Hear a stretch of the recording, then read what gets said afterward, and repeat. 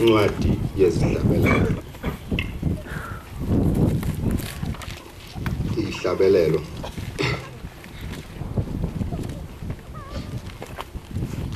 isihlabelelo samashumi ayisishiyagalolunye nane. Amashumi ayisishiyagalolunye nane. Ngaqala evesini lesibili.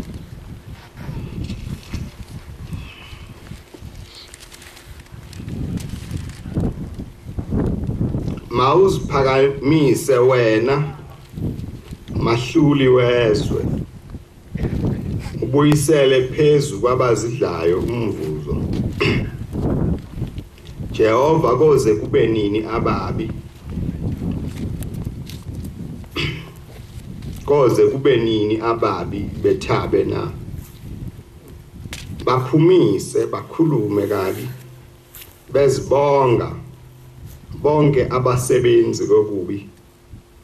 Bayachoboza abantu bakho, bahluphe ifa lakho. Bayabulala umfelokazi nomfokazi, babhubhise nezinkedama. Bona bathi uJehova akaboni, uThixo kaJakobe akaqondi. Qondani nina ziphukuphuku zabantu, nani zula, niyakuhlakanipha nini na? Yena owabeka indlebe akayikuzwa na?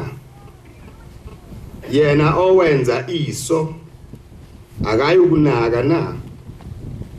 Yena oyala izizwe akayukulungisa na? Nofundisa umuntu ukwazi na? uJehova uyawazi amacebo omuntu ukuba ayize. uJehova uyabusiswa omyalayo umfundise emthethweni wakho. Jehova uyabusiswa omyalayo umfundise emthethweni wakho. Ukumphumuza ezinsukwini ezimbi, kuze kumbelwe omubi umgodi. Ngokuba uJehova akayulahla abantu bakhe, akayukushiya ifa lakhe. Ngokuba ukwahlula uyawubuyela ekulungeni, kothi bonke abaqotho enhlizweni bakulandele.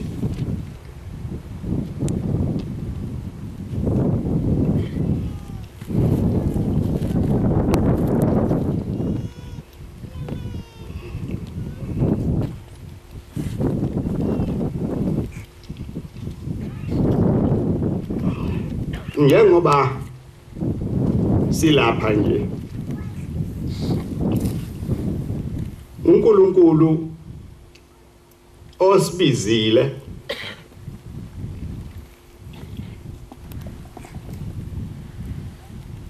asimazi ukuthi uboneni kithi, kodwa lesi sihlabelelo engisifundayo sabhalwa inkosi uDavida. Wayesekuhluphekeni okufana nalokhu esikupho namhla.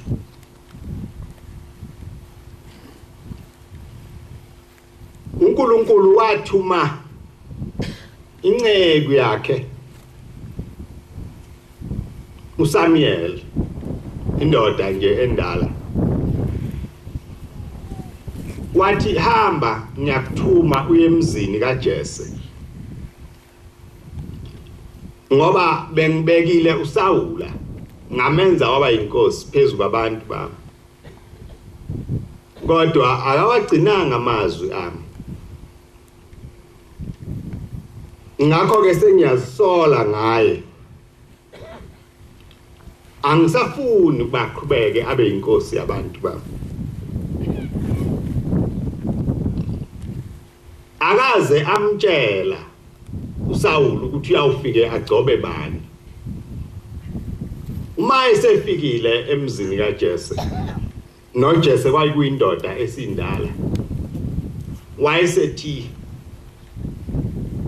letha amadodana akho phambi kwami ngithunyiwe uNkulunkulu uba ngizokwenza umsebenzi wakhe akaza amtshela uJesu ukuthi umsebenzi mkhulu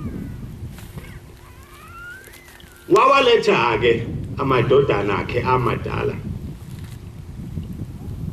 abasafikelwa wathi uNkulunkulu cha wayeseze kufika ke la ethi khona uJesu cha sebephelile manje okukhona awu umfanyana nje akunamsebenzi kuyelusa kuseyinkomeni ezimvini zami uthi ke uDavid cha mlethe naye lowo akabizwe ngoba asimazi uNkulunkulu ufunayo ngoba base befikile wababona kwakhona naba nenswebu ecishe isondele uSawuli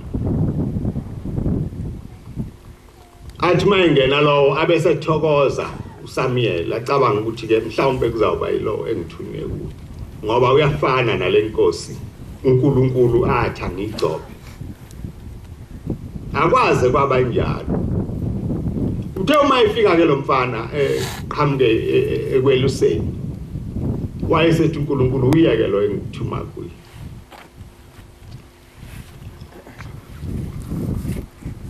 uyayisiyamgcoba ke le ndoda endala uDavid yayisihamba kodwa ngesikhathi egcotshwa yayikhona inkosi yayibusa yena uSawula wayeseyinkosi kwahamba kwabonakala ukuthi lo muntu ukhona uNkulunkulu into amzungezela yona lezi zihlabelelo ke wazibhala esecasheni ebalekile ngoba inkosi le uSawula yayisifuna ukumbulala kwase bakhona abantu abayingcosana nje njengani ababonayo ukuthi umoya kaNkulunkulu sewusukile ngenkosi base bemlandela kuDavide bayohlala naye lapho emgedeni baba amabutho akhe khona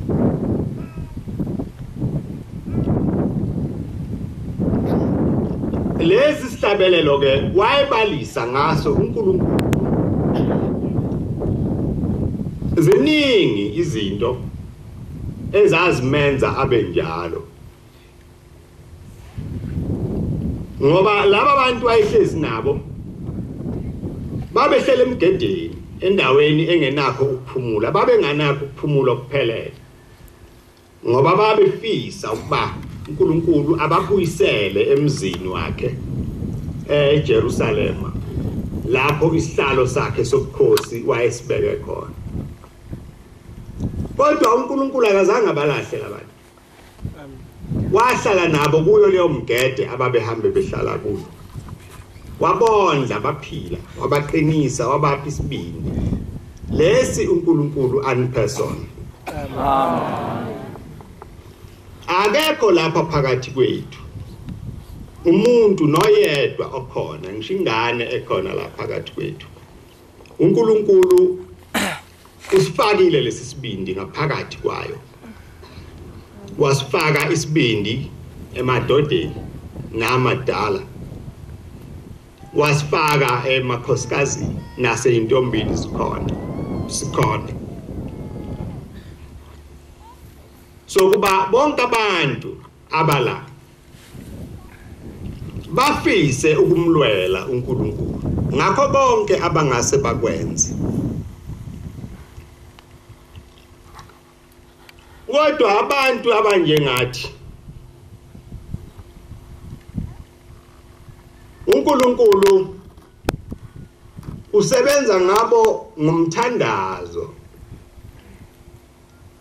singabantu abahlala njalo ngokukhuleka nokuthandaza nokucela kuNkulunkulu ukuthi inkosi elethi icala alithethwe obala ukuze kubonakale ubukhulu bakho nokuziphakamisa kwakho asingabazi ukuthi siphambi kaNkulunkulu. Kodwa singabantu abafanele ukuhlala njalo ngomkhuleko. Njengale ndoda ebengifunda ngayo la encwadini.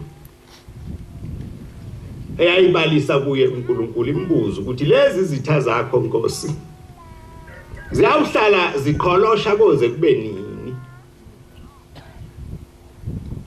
Ngoba wena unamandla okuqeda konke lokho. Ukhubekelani akumi ngani okwakho bese kuthi lokhu okuhlanganiswa ababi kuphele. Nathi singabantu abanjalo. Enye yezinto eyayisibeke endaweni ebuhlungu. Ithi ke inkosi yasekuphakameni ngelinye ilanga. Ithi ngibona sengathi konke sekunihambela kahle. Le inkonzo isithandwa nabantu abakhulu. Uthi angazi noma niyawabona yena amakhosi akhona la ukuthi maningi kangakanani. Amakhosi asiyayithanda le nkonzo. Uthi ke nohulumeni wakulelizwe kwakusehulumeni wabelungu ngaleso sikhathi. Naye usiyayithanda. Uthi ke ngakube kuhle ukuba siyashawa siyahlukunyezwa ngalokhu kuNazaretha. Uthi ngoba ngabe sesondela njalo eduze kaNkulunkulu. Uthi ngoba ngiyesaba abantu ababesenze lezo zinto zivume. Baba senze lezo zinto zivume. Bavama ukulahlekelwa into enkulu. Balahlekelwe uNkulunkulu bangabe besambona. Kodwa abantu abanjengathi abahlala njalo benezinyembezi emehlweni abo. Abahlala njalo bekhuleka bebuza uNkulunkulu ukuthi Nkosi izitha zakho zikholosha kangaka nje kuyawuze kube. uNkulunkulu uyavama ukuba seduze kakhulu kwalabo bantu. Ngoba igama lakhe alisuki emlonyeni wabo. Nasemcabangeni yabo igama likaNkulunkulu alisuki.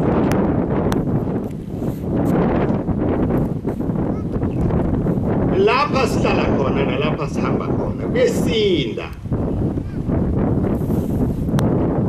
Ngesikhathi uyawufise ukunyamalala kodwa ungazi ukuthi uzakwenza njani.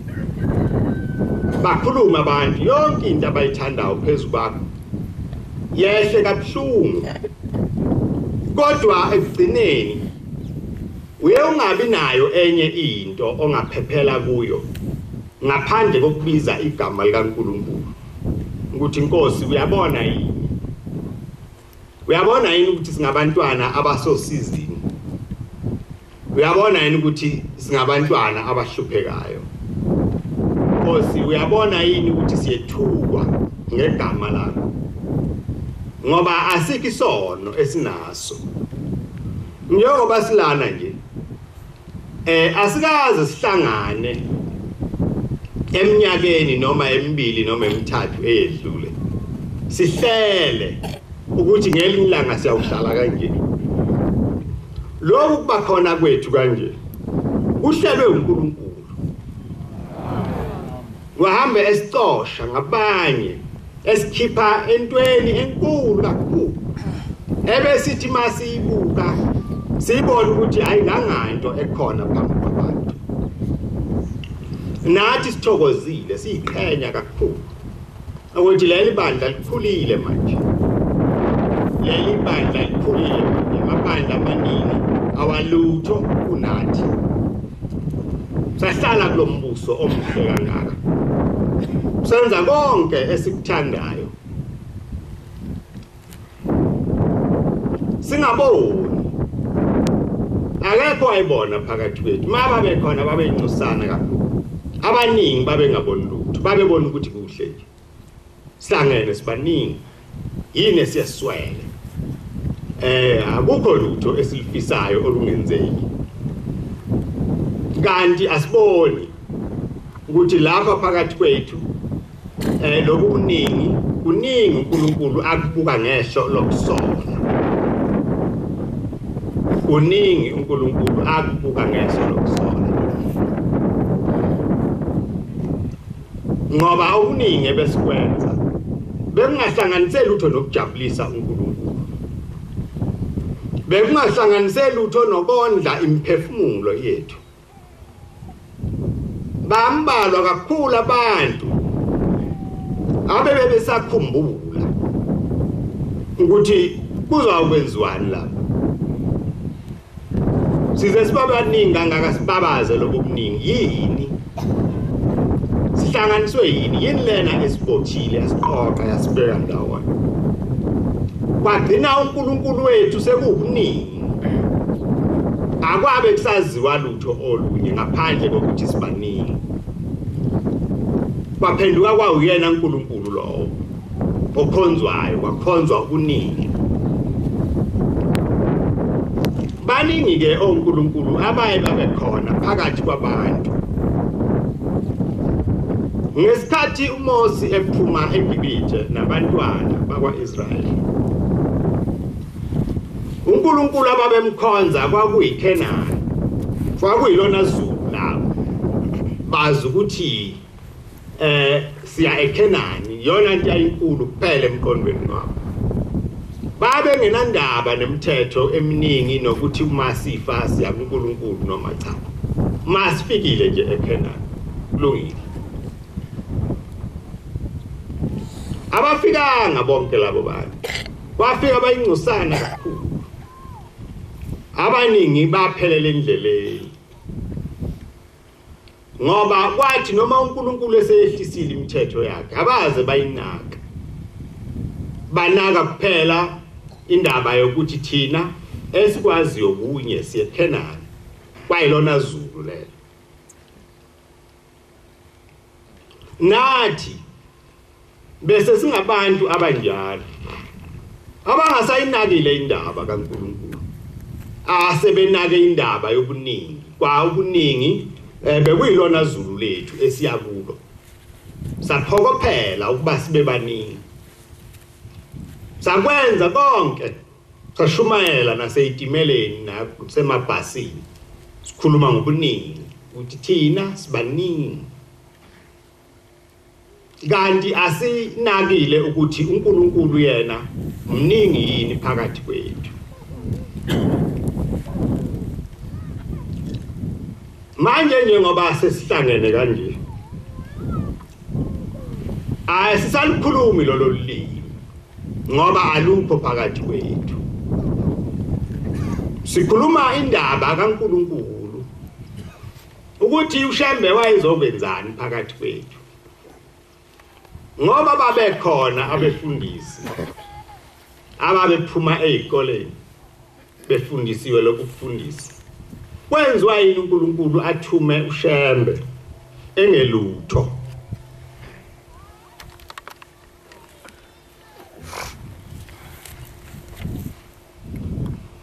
isimanga ke ukuthi uShembe mayesethunywe abantu balalela bezwa okukhulu kakhulu alikho ibandla elaliphelele liyibandla ndawonye okwathi efika uShembe eshumayela laphenduka lamlandela abantu babefika ngabanye befika ngababili ngabathathu kodwa uShembe wayethunywe ezulwini enye into uNkulunkulu ayimphile yona ithemba elikaShembe ithemba lalikhulu kunawo wonke amathemba ongacabanga ngawo uShembe wayethembile ukuthi konke engicabanga ukuthi kufanele kwenzeke kuzawukwenzeka ngaye ngoba uyomthumile uma eseza uhamba emhlabeni ubiza ubaba uthi mntanami funa into funa uthi ubhale lapha phansi ubhale ukuthi lapha iyawulala khona inyama yami mhla ngihambayo emhlabeni wayesebhala ubaba ngokuthi wayesethi mntanami hambe uyofuna amatshe uwabeke la upende ukuze mase ngihambile bakhombisa abantu ngoba uma ungakwenzi lokho bayokuphikisa wayeqinisileke ngoba ubaba wayengasiye inkosana wayekhona umne wabo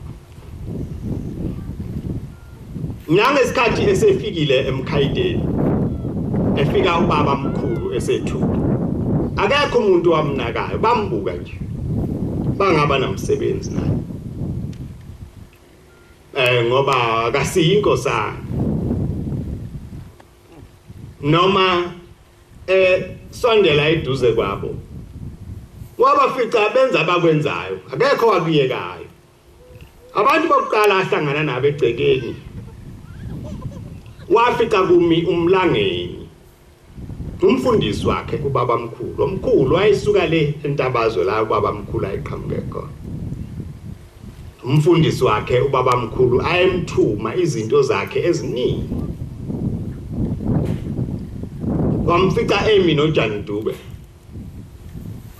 baba mkhulu wathi xinwa ukugula wayesethumela esethi abakubizwe uJan Dube walibala uthe fika wafika ubaba mkhulu kungasakhulumeli akabe sasho lutho kanti useyahamba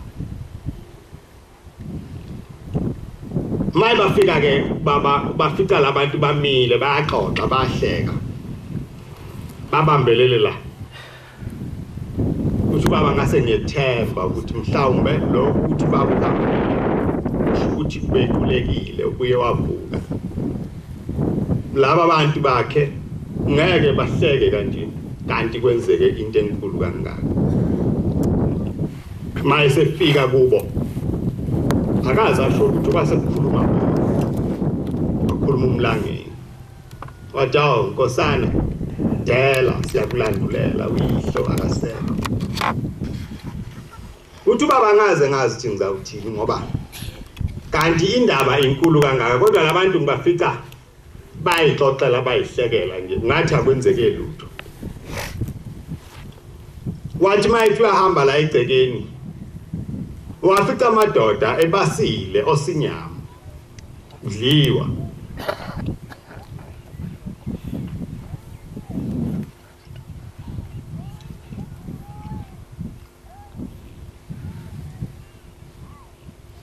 uma engena endlini wafica nangempela ubaba mkhulu esethule isidumbu sakhe sihleli nomfana omncane ocisha abe untanga yakhe ba hlale ekudeni untombela base bengena ngoba ubaba wasuke waqhuma isililo wakhala kakhulu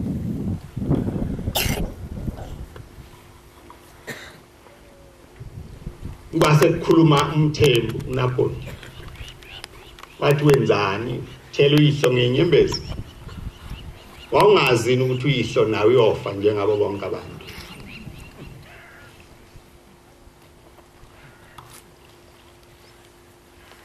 lo kuhamba kwenu kusuka kude kusuka ezintweni ezinjalo awuzange kuphenduke kuloku kuyenza lento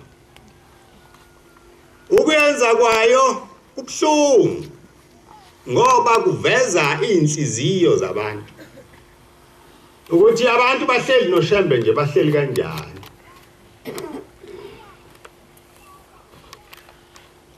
na la siphuma khona kwahlanganwa kwabantu umhlangano emide kakhulu kwathiwa niyamuzwa yini